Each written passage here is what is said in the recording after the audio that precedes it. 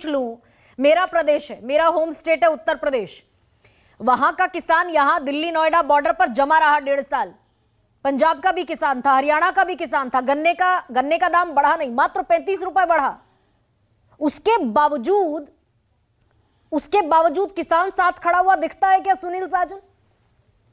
चुनाव के वक्त में यह कोई स्ट्रैटेजी मेकिंग में विपक्ष फेल होता है क्या?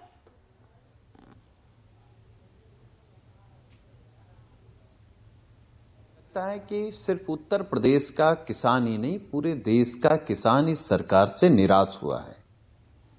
क्योंकि आज माननीय प्रधानमंत्री जी ने और भारत सरकार ने ये घोषणा की है कि चौधरी चरण सिंह जी को, पीवी नरसिम्हा राव जी को, स्वामीनाथन जी को भारत रत्न दिया गया है। इससे पहले कर्पूरी ठाकुर जी को भारत रत्न दिया गया।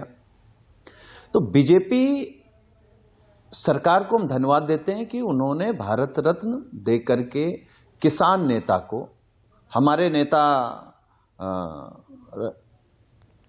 पूजनीय नेताजी के गुरु रहे चौधरी साहब, उनको भारत रत्न दे करके ये तो बात साफ हो गई है कि किसानों के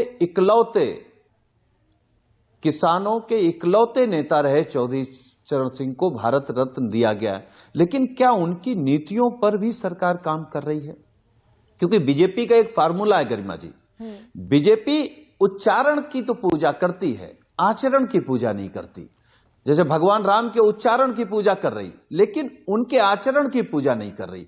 उसी तरीके से क्या जो स्वामीनाथन जी की रिपोर्ट थी वो रिपोर्ट आप लागू करेंगे? जो सपना चौधरी चरण सिंह जी का था वो क्या पूरा होता दिख रहा है? तब जब एमएसपी की गारंटी क्या देंगे मोदी जी? जो अच्छा, गारंटी मोदी जी ने कहा था कि हम किसान की आय दोगुनी कर देंगे, हाँ। आप जी ये सवाल आप पूछ रहे हैं, जो लेकिन बात जयंत चौधरी कह रहे हैं कि दिल खुश हो गया। ये ठीक बात है। दिल, देखिए, अगर जयंत चौधरी जी ये कह रहे हैं दिल खुश हो गया, तो वो इसलिए क्योंकि चौधरी चरण सिंह जी को भारत रत्न दिया गया। लेकिन क्या जयंत चौधरी जी ये कह सकते हैं कि 700 से अधिक किसान शहीद हो गए, उसमें दिल खुश हो गया? या किसान आत्महत्या कर रहे हैं, उसमें दिल खुश हो गया? किसान की आय दोगुनी नहीं हो पाई, क्या उसमें दिल खुश है? तो उसमें आदरणीय जयंत चौधरी जी का दिल दुखी ही है, वो खुश नहीं हो सकता है। लेकिन 2% मुझे का लगता वोट है शेयर तो झोली में डाल दिया ना सुनील सिंह साजन। 2 मंत्री पद प्रदेश में डिसाइडेड है, एक केंद्र में डिसाइडेड है, हो गया। अभी नहीं, देखिए ये आंकड़े हैं गरिमा जी।